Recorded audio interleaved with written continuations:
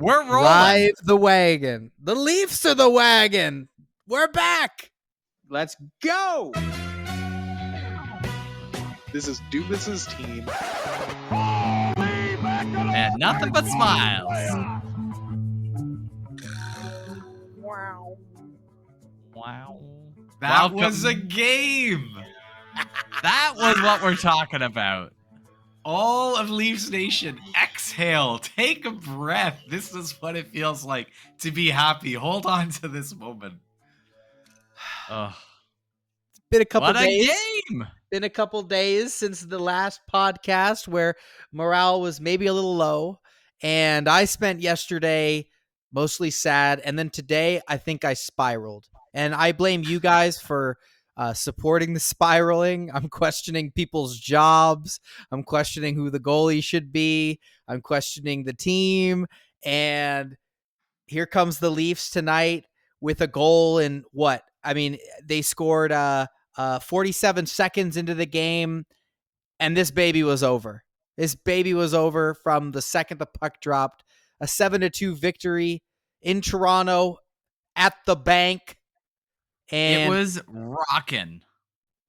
Tampa Bay is walking back to Tampa with their tail between their legs, hoping that Toronto slips up because they might have just got some momentum to close out this series and send. Well, it's so funny because we all kind of we were saying it, right? That last year we put it up big in game 1 and Tampa came right back, and you can't judge the whole series on game 1. Same thing. Like it's mind-boggling to me. I cannot even begin to explain how the same team that played on Tuesday night, if you could call that playing, was the same team that was here playing tonight. It was just wildly different. Some of the puck battles we were winning, some of the box outs we were giving in front of the net, it's unbelievable that this is the same group of 20 guys that are out there doing this, because it didn't look like the same guys. Yeah, and even just like the power play is working on Tuesday. Power play is great tonight. The penalty kill doing its job, like aggressive. It's like we were such pylons on Tuesday, and then it's just like, oh, do the things that we did for 10 months, and good things happen. Yeah. Well, a 7-2 victory, good things happened. Maybe the most important guy who bounced back tonight too is Ilya Samsonov, right? Who had, I don't know, maybe his worst start of the year in the game on Tuesday night. He comes out tonight with a killer performance. Didn't even let in a goal until I think the second period. There were plenty of chances. He was sharp. You could tell he was, I don't know, maybe a little more dialed in, especially controlling those rebounds, and just felt like, I don't know, he looked more comfortable in the net tonight. And you hope he can continue that. To me, that was the most important one. Like, we have lots of guys who could score. We have like 9 NHL defensemen. If things aren't working, there's stuff we could switch around there. But it's wild how much traction the idea was getting of Joseph Woll possibly getting in here to start playoff games. That if Samsonov falters again, if he doesn't play well in game 2, there was a chance that we'd be seeing Joseph Woll there. We were even saying in our chat earlier today, if Murray was healthy, he would be the one starting tonight.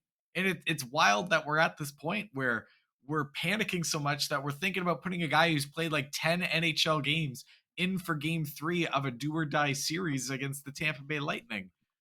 And no, you're right. I don't think we were actually that serious. Like we mentioned it because no, you're so wrong. If Samsonov came out and sucked this game, absolutely, it would be in the conversation that Joseph Woll will be starting game 3. Oh, if he maybe, but not for game 2.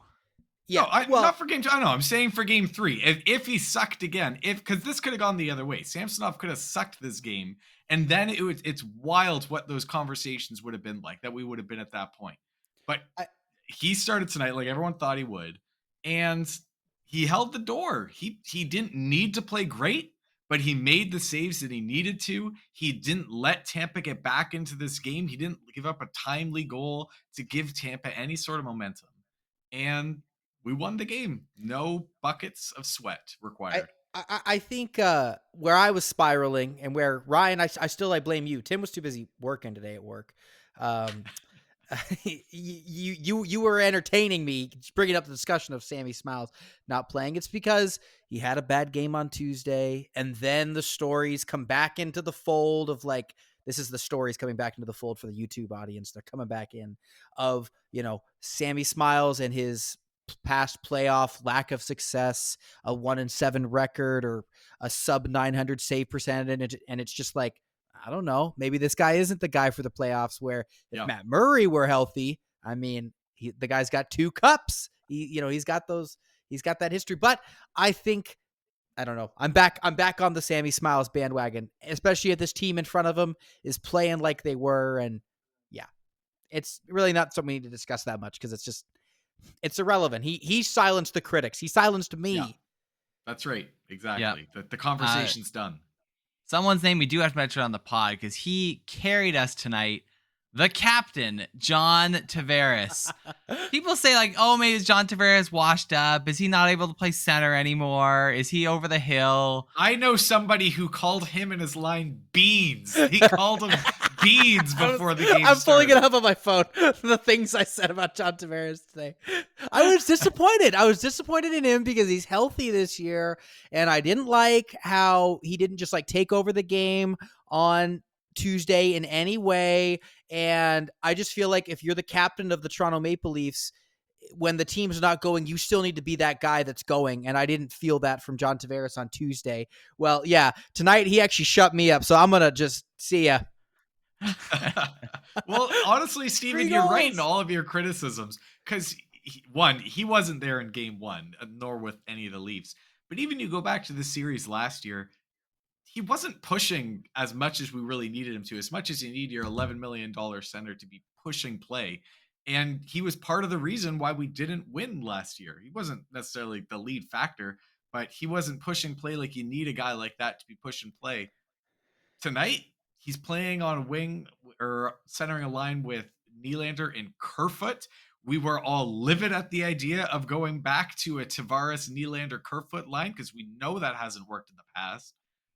For some reason, tonight, they decided to make it work. All 3 of them looked fine. I thought Willie was flying up there. There was one play where Kerfoot just missed the open net, and I was dying. It's like, what the heck? This is classic Kerfoot. I was mad at that one too. I was like, what that I don't know. But then sometimes when I say the mean things about the guys on the ice, used to happen with Engvall all the time, then they'd score that night. But I'm just like, why is he giving Kerfoot that puck? I still don't know that I agree with the decision that Kerfoot needs to be the guy on that second line left wing. But you're right, it worked tonight.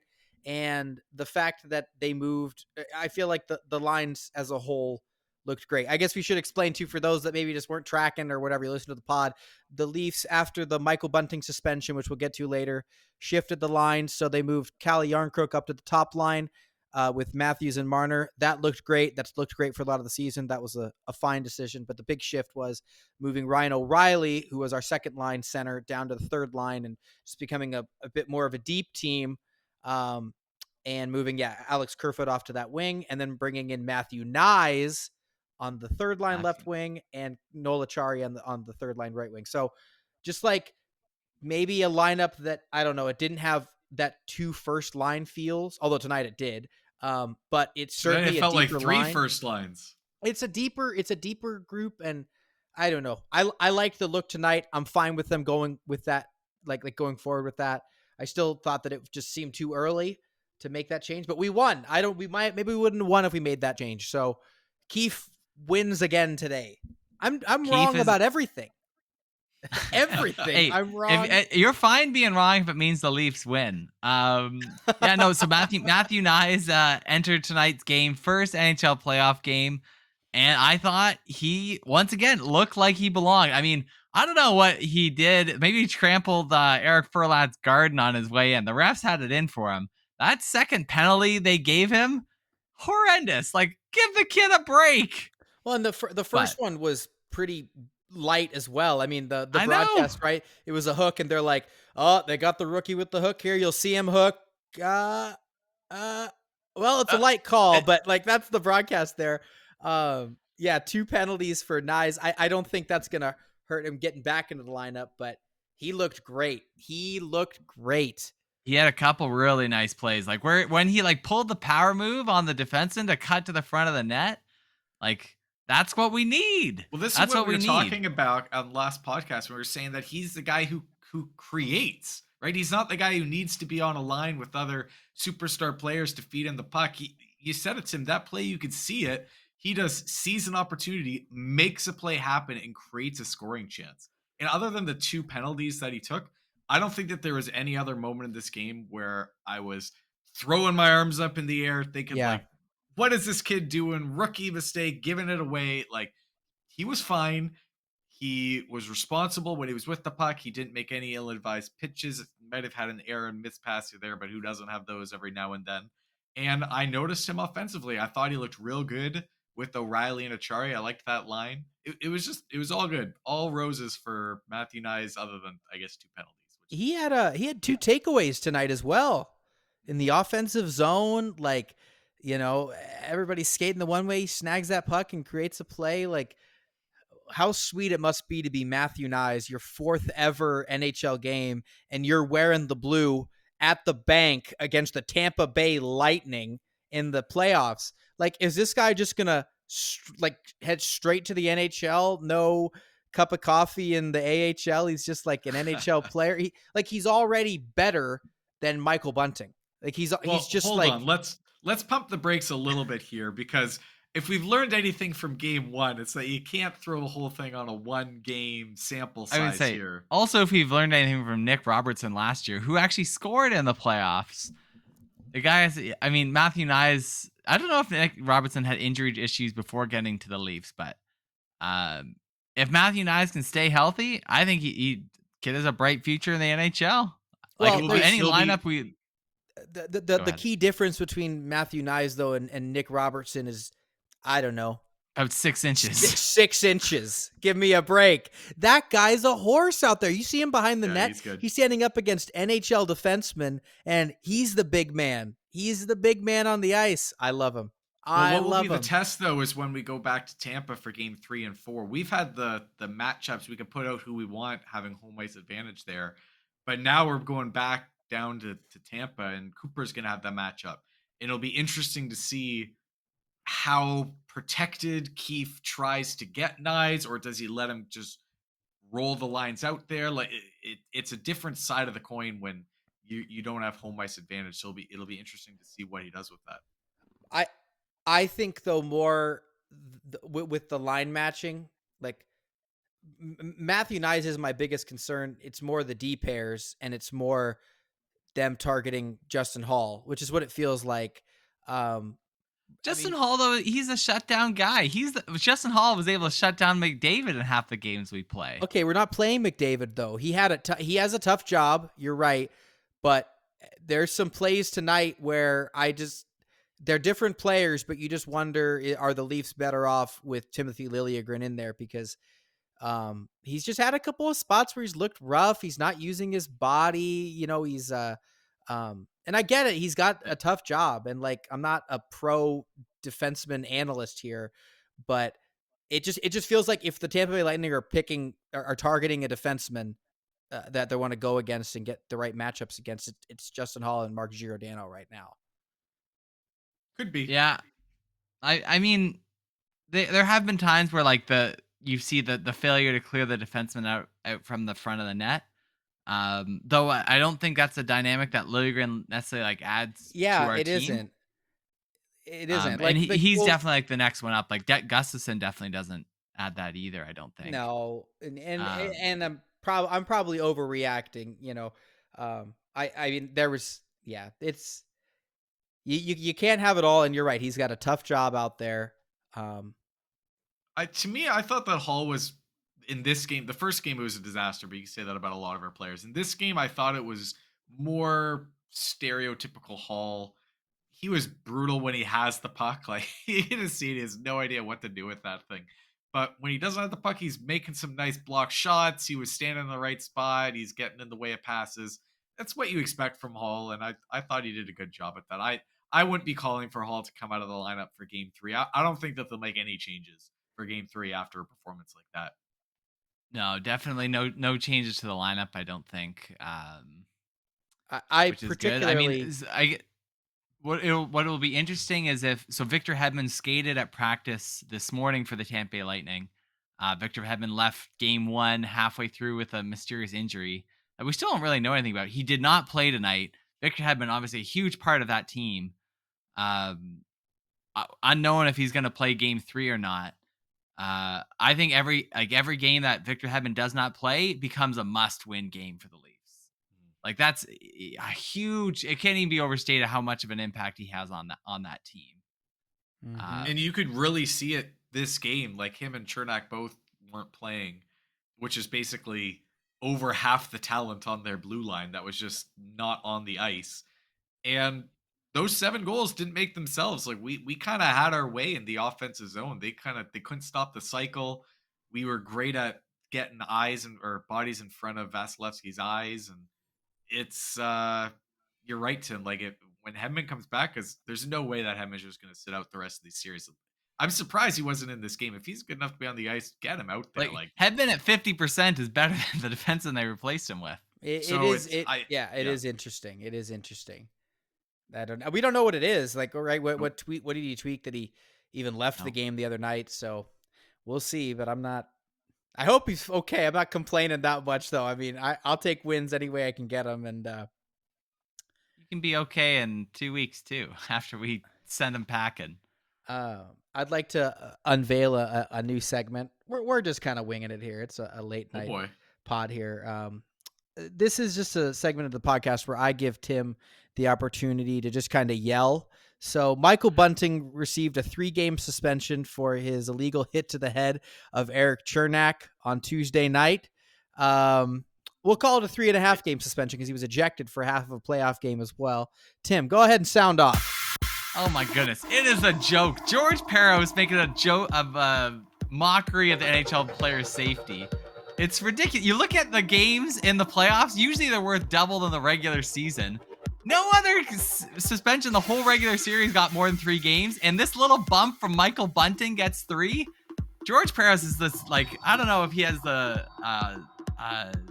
what he has against the Leafs, but every single time it's like, okay, you get 1 for being on the Leafs, 1 for being Michael Bunting, and 1 because I'm an idiot and missed Matt Dumba's suspension the last game.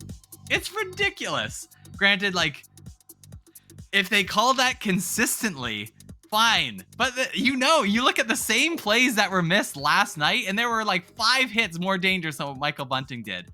Nothing, not even a fine. So you're telling me that there was not. Oh, thank you, by the way, Tim. Bravo. You made full use of that segment. Well done. Oh, it's ready at all times. So you're telling me there was not a suspension the whole regular season longer than 3 games? No, 3 games was it. And so that's basically saying the hit from Michael Bunting last night was as bad as anything we saw in the whole regular season. Not even factoring in that playoff games usually worth double when it comes to Preston. Not that Parros cares about Preston at all when it comes to the Leafs. It's ridiculous. And for a guy's, first suspension. First ever suspension, non-repeat offender. And he throws the book at him. It's the same thing he did like when Austin Matthews got suspended. Maybe a fine, gave him 2 games, or when Jason Spezza was suspended, like absolute joke of an organization. It's like, yes, we know the Leafs get you talking, and so it's like he just wants to make the news. He's as bad as these referees that want to like become the star of the show. Like, dude, your career is over. No one wants to ever talk or hear about you again. Fade into the distance, please. If I had $250,000 sitting in the bank, I would go to a public newspaper and sound off on this guy. If it would not endanger. You think it's like the Leafs that publicly embarrassed him. Like Rangers are never getting a suspension going against them ever again. But still, I bet you it felt real good putting out that official statement earlier. Tim, the soundbite is over. No, keep going. Let him Steven's cook. fault. I thought we were going to get through the podcast without even talking about it. And then he said, we need to talk about it. Michael Bunting's not in the lineup. 3 games is not in the lineup. Pretty insane. What I will. If I was him, I would appeal it. There's no basis for getting 3 games. Like he's still going to sit out the 3 games, but like at the very least, like have a neutral arbitrator look at this and say, "Oh yeah, George Parros was off his rocker." All right. Listen, 3 games is totally fine for this It's hit. not. In fact, if they gave him 5 games, I would say that's fine. It's a stupid hit. I don't want it in the game. I don't want players like that in the game. I am totally okay with the suspension. What is stupid and what is incredibly frustrating is exactly what you alluded to, Tim, that these hits are just let go all the time. All the Or time. worse hits like this, 1 game or a fine. Yeah. It's wild how inconsistent it is. However, it's wild how consistently the Leaf players get ridiculous suspension lengths compared to all other teams in the league. Every team. It is so frustrating because I have no problem with it. I hate it. I think it's so dumb. I am more than okay with Michael Bunting not playing again for the rest of these playoffs. I think it's so dumb that guy's out there recklessly ruining this team's chances of winning with hits like that. But for George Parros and his organization to look at that and say, of all the hits that have happened over the past 82 games, this one is twice as bad as all the others for a player who has never been suspended. If anything, I think he was fined once. It is a super joke. It's super frustrating. I don't know. Tim said the rest. Nothing else needs to be said, but it's super dumb. Well, if there's one factor though of it that you guys are all forgetting, it's that there was a hearing. Okay, this wasn't just like a jury silently in the room and then coming out with their decision. Michael Bunting, who we've seen his relationship with the officials, the general public of the NHL this season, I wouldn't put it past him one bit to be in this hearing and then say, like, those zebras don't know a thing. What? Make it 3 games. Make it 3 games, Parros, you moron. Okay? I wouldn't put it past him. That might be You're what not happened. wrong. Actually, that might be worth it, though. Well, wait. If I was in the room with George, it's like, if you're gonna get, he said, I'm gonna suspend it anyways. I'm gonna milk this thing for all it's worth and sound off. All right, let's bring it back here. That's enough Michael Bunting talk because he's gone. He's not coming back until Game 5 at. Well, yeah, I guess Game 5. If we win the next 3 games, Game 5. Michael Bunting's not coming in. Well, we'll cross that bridge when we get there. But for the game that just happened, the game we're just coming out of, we had 7 goals. Austin Matthews scored 0 of them. Concerned? Don't care. He played great. Where are you guys at with that? Not concerned. He had a handful of really great chances tonight. It's not like my favorite, but no, I'm not too concerned yet. Well, what you want though is, like, you want your best player to clearly be your best player in the playoffs, right? Just like every other team kind of has. And so you just kind of want to see Austin Matthews for his, like, development of the super duper star and the $15 million man that he wants to be. I want to see that out of him. Yeah, that's it. Here's why I'm concerned. Every game he doesn't score, it's just going to become more of a story. And maybe I'm contributing to this story, bringing it up. But if you get to Game 3 and he doesn't score, and Game 4 and he doesn't score, it just becomes more of a thing.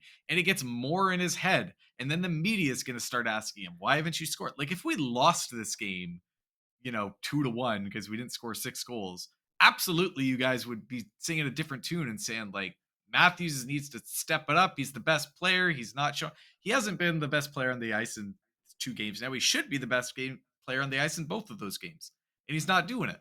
So I watch these other teams and their best players, like Braden Point is the best player on the ice for the Tampa Bay Lightning.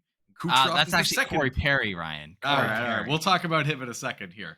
But these other teams have their best players being their best players. We need Matthews just to, I don't even want it to get to the point where it's a monkey on his back or whatever you want to call it. Just, like, get the 1 on the board so that it's not a thing anymore. Then it's going to be so much easier to get number 2 and number 3. Like, Tavares is already at 3. Give me a break. I just want him to get the 1 so that it doesn't become a thing. That's where I'm at. He's in his defense a little bit too. I mean, he's going up against Anthony Cirelli, who's one of the premier defensive centers in the league. His job's not easy. If anything, I'm more shocked that the Leafs have scored 4, maybe 5 power play goals this series, and he hasn't been the big gun on any of them. Yep. I don't know. Maybe some of the decision making. I don't know. I mean, there was that time tonight that Austin Matthews kicked back on defense so that Justin Hall could take a shift down below the paint. Like, what's right. going on? He played fine this game. Like, I don't think he had a bad game or anything, but I want him to take it over. Like, if he doesn't score in game 3, it's starting to become a thing. So I want him to score. Yeah, it's like you ever watch an Edmonton game and watch Draisaitl and McDavid? That's the levels that this guy, if he wants to be the best in the world, like that's the guys you're competing with. Yeah, exactly. Yeah, and Rye, you're 100% right. If they had lost tonight, totally different story. I don't know. Maybe he shouldn't be playing with Mitch Marner. Maybe I'm just kidding. No, Don't change I don't anything. think we need any lineup changes. He's just got to score. But Tim, you brought it up. Corey Perry. He's the worst. We all agree. Yep. Let's not pollute the airways with his name. I have nothing to say about him. I hate that he's so good. And I hate that he's getting into the Against Leafs. us only. Well, it's sort of against. I the got Leafs great and- enjoyment from 20,000 people in the bank all screaming, "Perry, you suck." That was pretty fun. How about the guy in the yellow hoodie that got kicked out of the game for trying to climb the glass tonight? What a jabroni! Yeah, I don't know what those tickets cost. I know what we've paid to sit upper bowl. That man's a moron. That's a down payment for a house that you just lost. Right. You missed half the game because you had to climb the boards. And he was acting like he's like having his buddies like, "Oh, dude, you got to hold me back. I'm gonna go at him." What are you talking about? That guy just downed. Who is the? Oh no, wait, he's the one who had the fight with Gio. That was a nice fight. No, who did he fight tonight? There are no nice fights in this game. No, wait, I don't know. There was a handful of. I liked the fights. The Leafs did give in to Tampa at the end of the game when they're getting these scrums. Shen was fighting, and I remember it was the second fight. But like, what are you doing? You're winning like 7-2.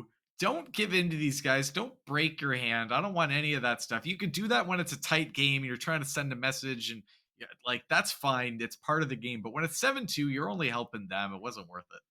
I was kind of disappointed in that early penalty that Jake McCabe took. I think it was the second penalty of the game. I was disappointed in the ref.